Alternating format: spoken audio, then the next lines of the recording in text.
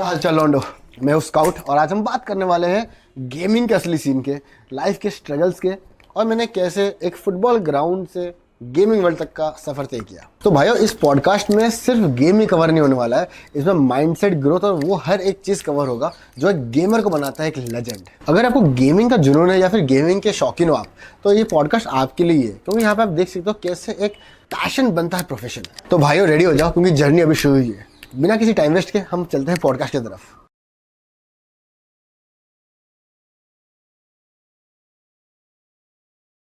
So today we are joined by one of the biggest names in esports in India. We're joined by Scout.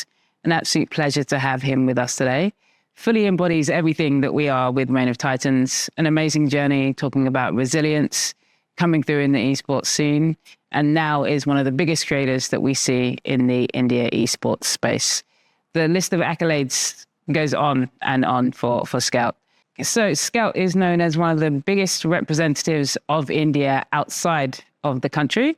And I have it on high authority, is known as the technical and mechanical god of BGMI. Scout has mentored his team Xspark to win the BGMI majors across 2024.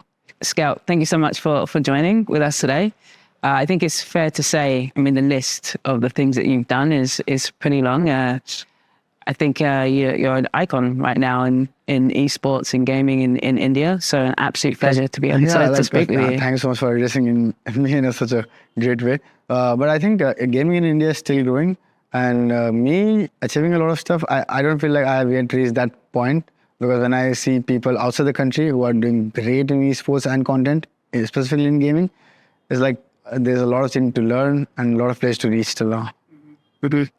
So you've been in gaming for how long now? Since you were a child? I think professionally as a career in gaming, it's been 6 years, roughly 6 years. Mm-hmm. But I've been playing from my childhood. Like gaming has been a part of my life from my childhood. Mm-hmm. So I used to play like Contra, Mario, and till now everything. Mm-hmm. So what drew you to gaming? Like, what are those moments that you remember as a child growing up playing? I used to love Tekken and Street Fighter. That takes me back. Yeah. Tekken, like, yeah. We used to put the coins and play in the hotels. So whenever we had a family trip or school trips, we used to go in the restaurant. We used to have that big machines of Tekken or Street Fighter. We used to play there. Yeah. Who is your favorite Tekken character? Paul. I used to love it. Yeah. I used to like Jack. He's Jack correct. with the, yeah, every time. Yeah. Law was super annoying. If someone used to know how to play those combos, it's super annoying to face him. Yeah. Oh, amazing. Okay, so your main game that you play today is BGMI? It's BGMI, yeah. Back in the days it was PUBG, and then I shifted to BGMI. Okay. So what do you love about BGMI? It's like, actually I love a lot of shooting games, first-person shooter. But BGMI is more of like, it's less skill-based and more dynamic and situational-based game. So not every game is same. If you play like 10 maps in a row, the maps are same, but the scenarios are different. So not everything is repetitive. You always face something new. So that gives you the adrenaline every time when you face it. Oh, it's something new. Yeah. You need to crack it up while playing the game. Yeah.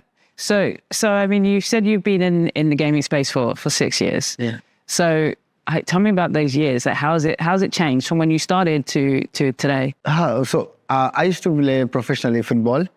I had an injury. Then I was on bed rest for like 5-6 months. And that time I did not have a good PC to play PUBG PC at that time. The game was pretty new at that time and it was like super viral. Shroud used to play, Doc used to play. I was like, okay, I need to find something similar to that on the mobile so I can at least enjoy the games. So on bed, you can, I didn't have console, I didn't have a PC, I just had a mobile. So I randomly searched the game and I found out, there's a PUBG version of mobile.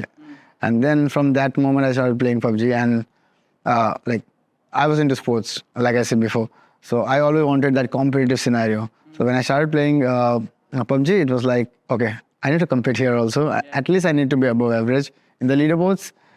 So from there, the whole story of esports started. Mm-hmm, mm-hmm. And how would you define esports? Like, what does it mean to you? For audience who don't know what is esports, it's like electronic sports, basically the electronic version of sports. When we compete in any game, that's called esports. It can be anything. Any video game, you start competing, we term it as esports. Same for different sports. We casually play sports in our school times, right? We play soccer, we play football, we play cricket, we play badminton. But the second we start competing, it's professional. So that's exactly what esports is. Okay, yeah. And the scene, you said something interesting. You said, you know, that the scene of esports in India is just growing, right? Almost like it's just beginning, right? And you said when you compare it to others, or you compare it to let's say like the global scene, you feel like it's just starting. And can you talk a little bit more about that? Yeah, sure. Like if we talk about the scenes outside the country, we see a lot of esports tournaments being held in a calendar. So it's like maybe 7 tournaments in a year. So that helps the athletes to compete more. But in India, the number of tournaments are very less. Maybe because it's new.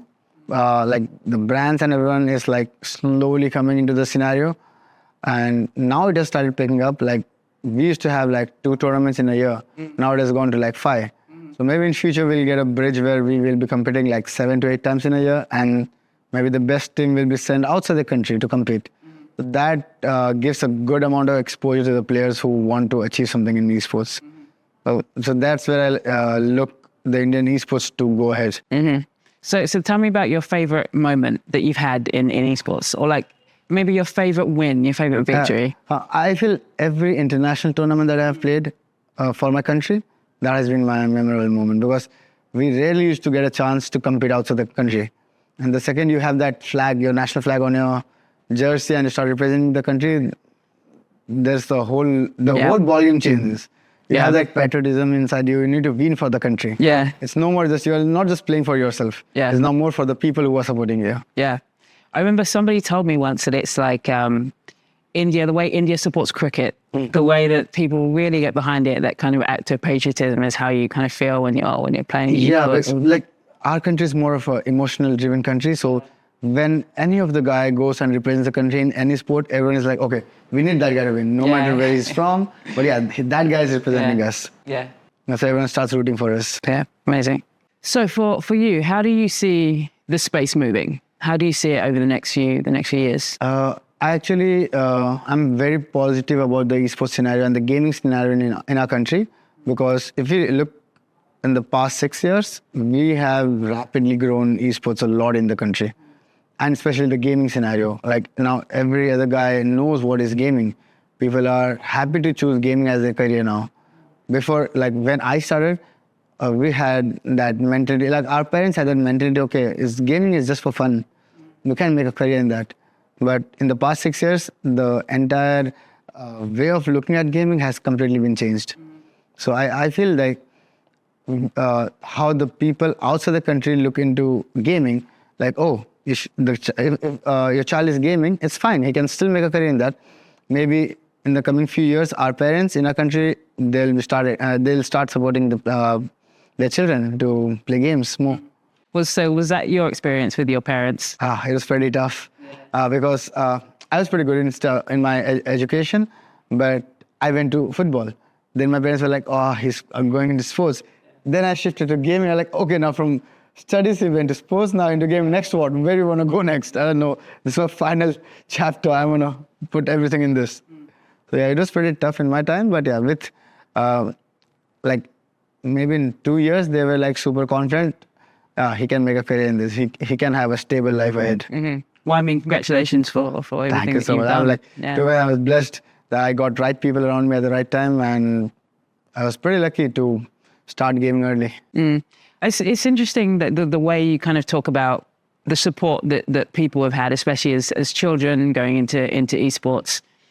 You know, it can really be seen almost as a vehicle to like help, like give that support to kids, like to put them on a path that's, you know, not a bad path, right? Yeah. There's so many other things that kids these days could be doing, right, rather than gaming. So it's good to see a story that has led to a really positive outcome. Exactly. Like I think abroad in a lot of different countries, there is a subject called esports where in schools they teach what esports is, what gaming is. Yeah. And recently in our country also, in different places in schools, there has been small references of esports where students have been taught like, okay, there's a thing called esports where people do game and compete.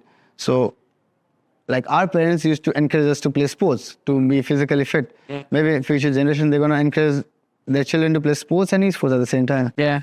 It's very reminiscent to me of when, I think about my parents, for example, and I think about, they would say go into a traditional career, right? Go into something legal or go into science, And become a doctor. Or right, something like exactly. That, yeah. And it's nice to see that the world has changed and this generation has kind of pushed those boundaries and given the results to back it up, right? Yeah.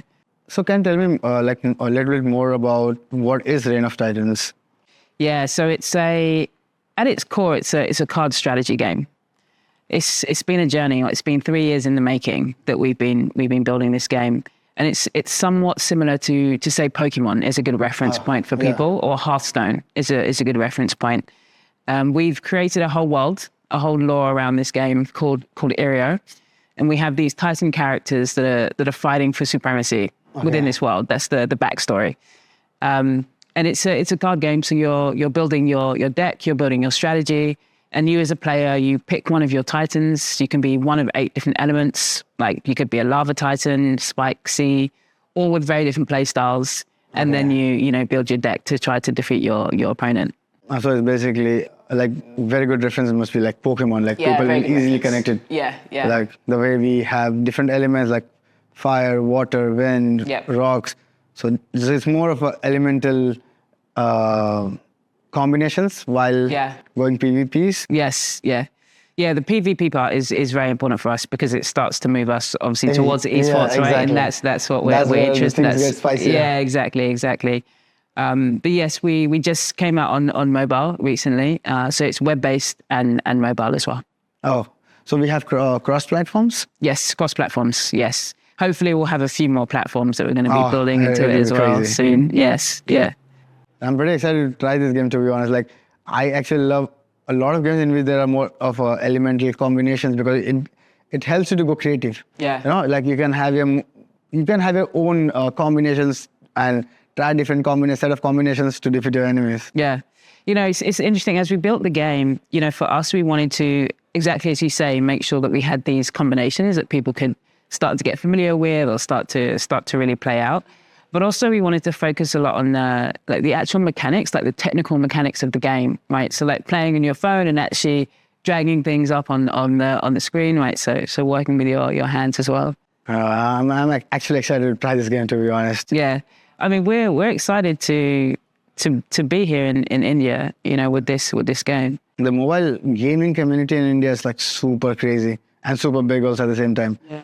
And I think this will be one of those games, in which you don't need to be in a posture to play. You can relax, chill out. You're traveling, you can chill out and play, I guess. Yeah. It's an interesting story with us and Reign of Titans and us coming to India because 2 years ago, we sat down and we thought to ourselves, where do we really believe that we can make the biggest impact with this game? Like, where do we want to make a big bet? Every game, every company goes through this question, right? Where's your big bet? And we had traveled to a couple of places, and we decided on India because of this very thing that you said. Actually, it's a few things that you said. One, because the gaming scene is so big here. Yeah. The mobile scene is great. The competitive scene, esports rising.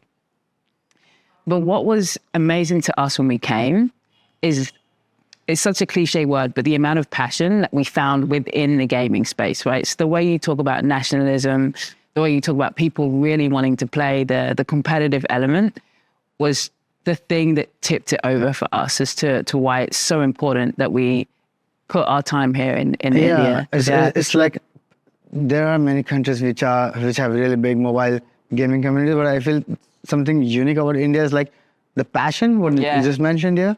It's like insane. Like when people go into the stuff, they're like, oh, we need to do it. Yeah. They go all in. Yep.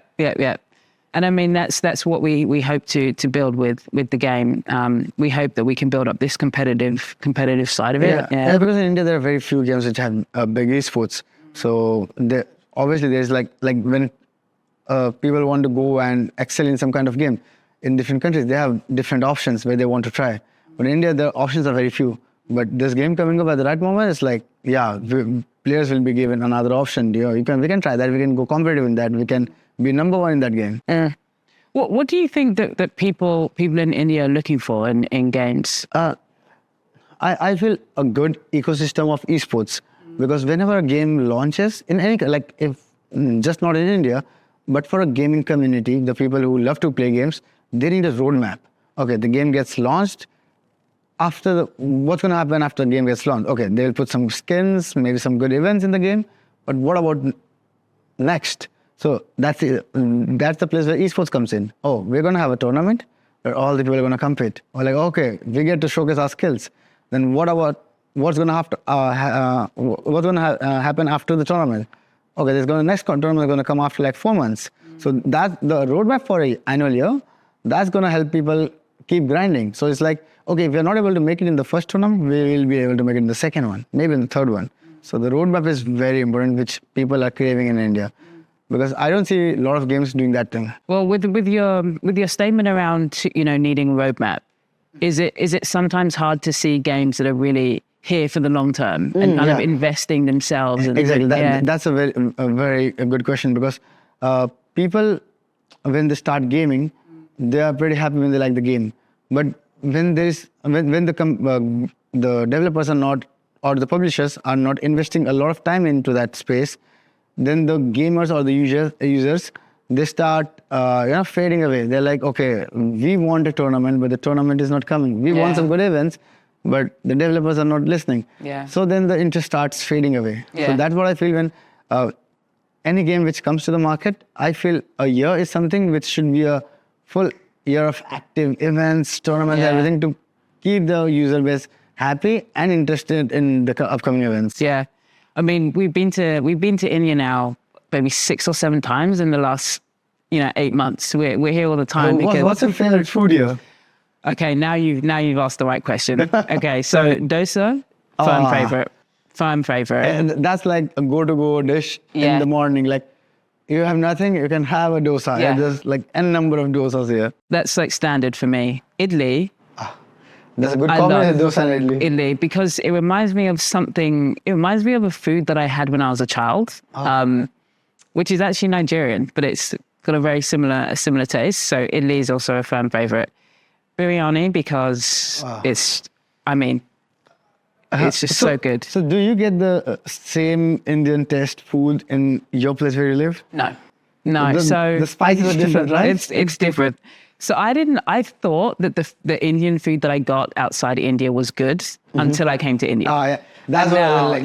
Whenever my friends tell, oh, I have great Indian food, you're like, bro, you need to come here. Yeah. I didn't get it. Taste, and they're gonna love it. You'll say, no, bro, that's different. It's different. And I'm from London originally, and they have very good Indian food, but it's not like this. I have been to London a couple of times, so first of all, like, there are very less Indian good restaurants. Yeah.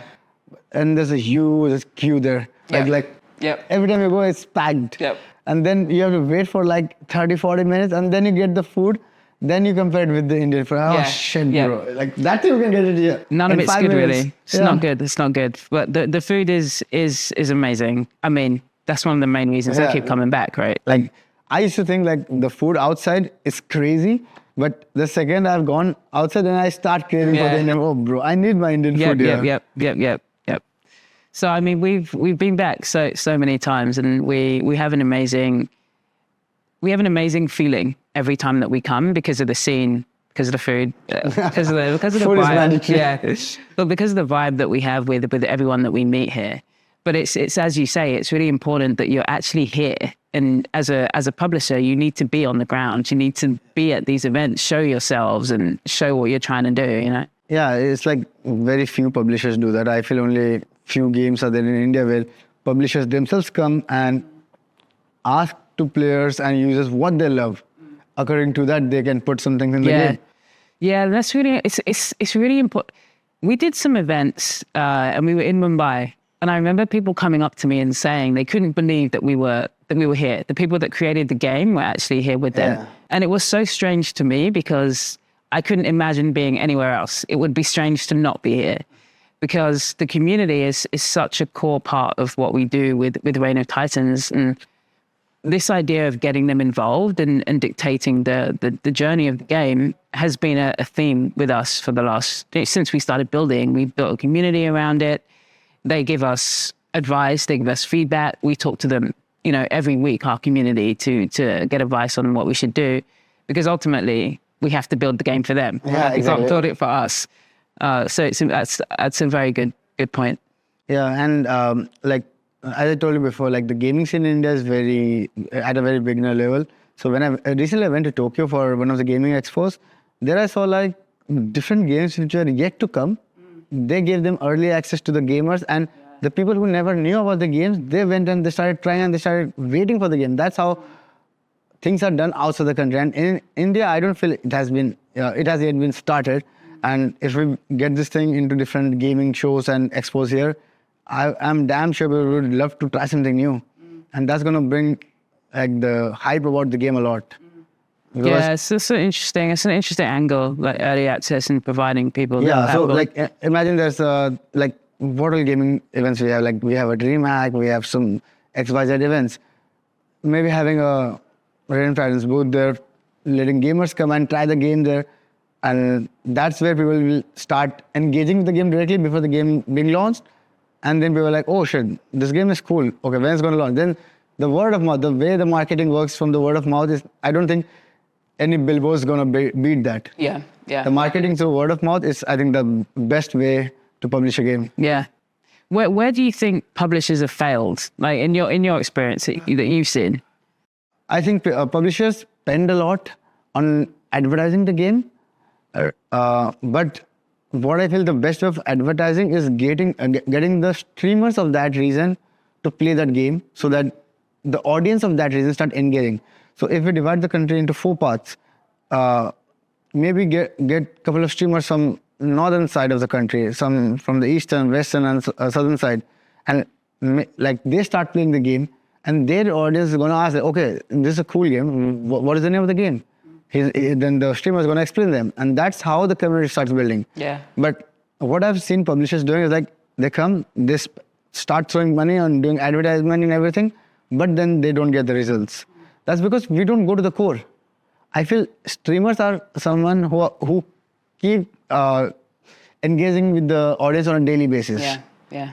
And promoting through them is something what I feel is the easiest way of marketing. Yeah. Rather than making the game go on a billboard or maybe on YouTube ads or Instagram ads. That's where we feel like, oh, if it's on YouTube, we're going to skip it. Yeah. But when I'm going to watch someone and he's going to explain me, even if I don't like them, I'm still going to watch it. Yeah. I'll have an idea what's there.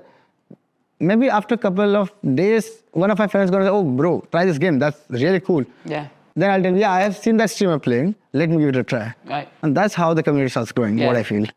Have you always been a streamer? Oh, yeah. From the start, I've been a streamer. Yeah. So, like, to be honest, I can call myself a bit of a veteran in this industry. Yeah. Because I've seen a lot of, like, if you say one of the biggest titles in the country, that's BGMI, which used to be PUBG. So, I've been a part of this industry from the start. When PUBG got launched in India on its beta version. So, on the beta version, I've seen that game grow. So, I've seen how people start connecting, the way people start talking about the game. The more people are going to talk about the game, I think that's the best way the game starts getting marked in a good way. It gets published. So have you always liked streaming, or was it tough to get into it in the beginning? To be honest, it's like, as I told you, I came from a sports background. So I never had a filter on myself.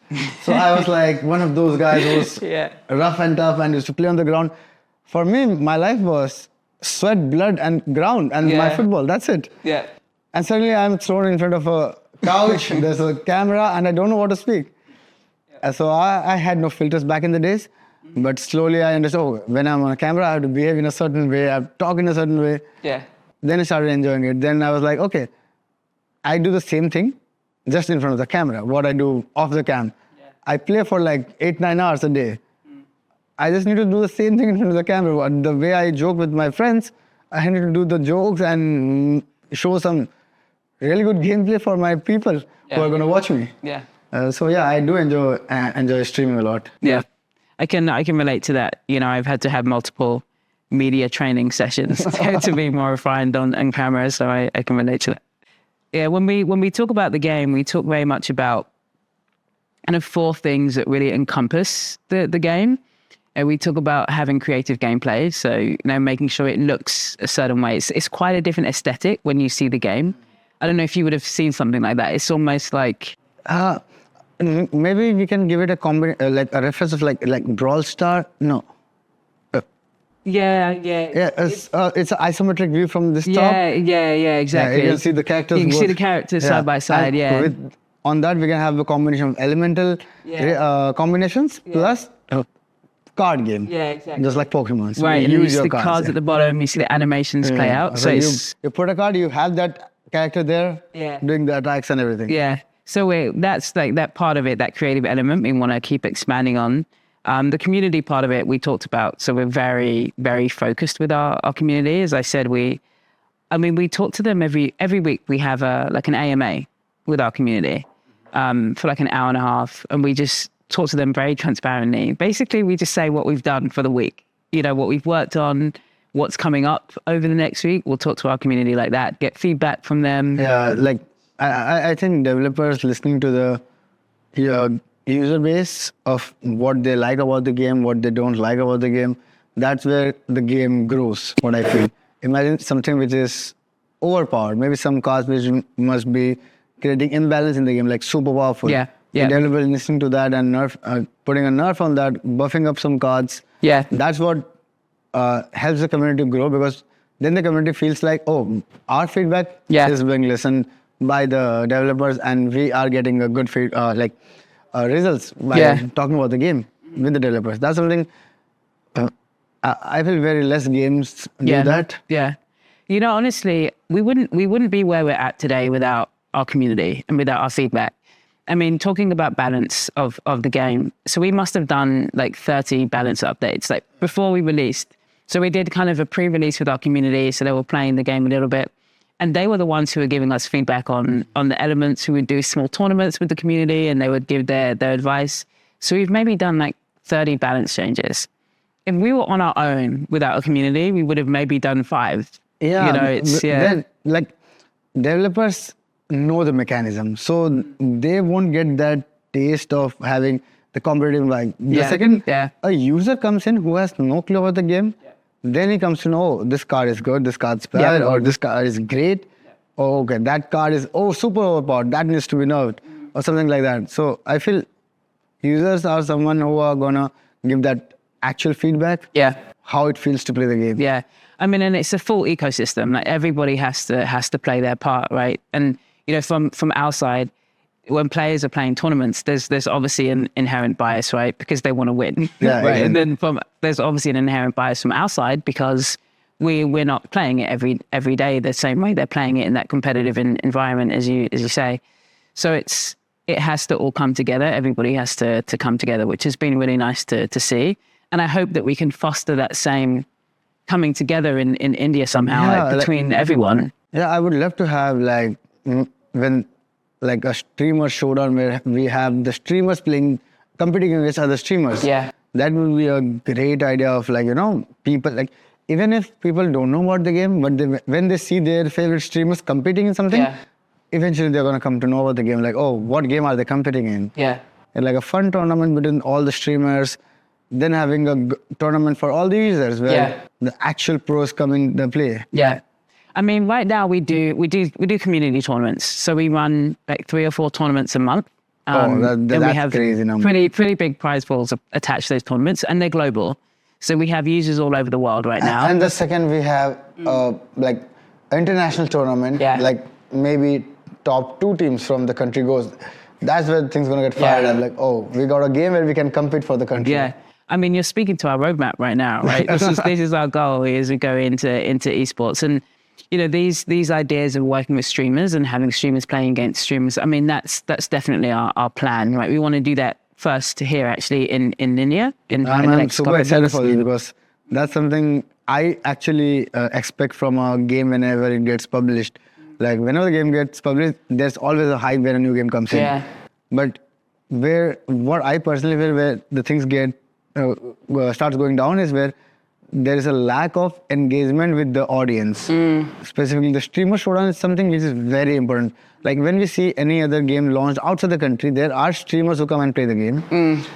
That's how their audience is gonna come to know. Yeah. So that the small bridge of getting the streamers play the game and compete is something where publishers miss out a lot.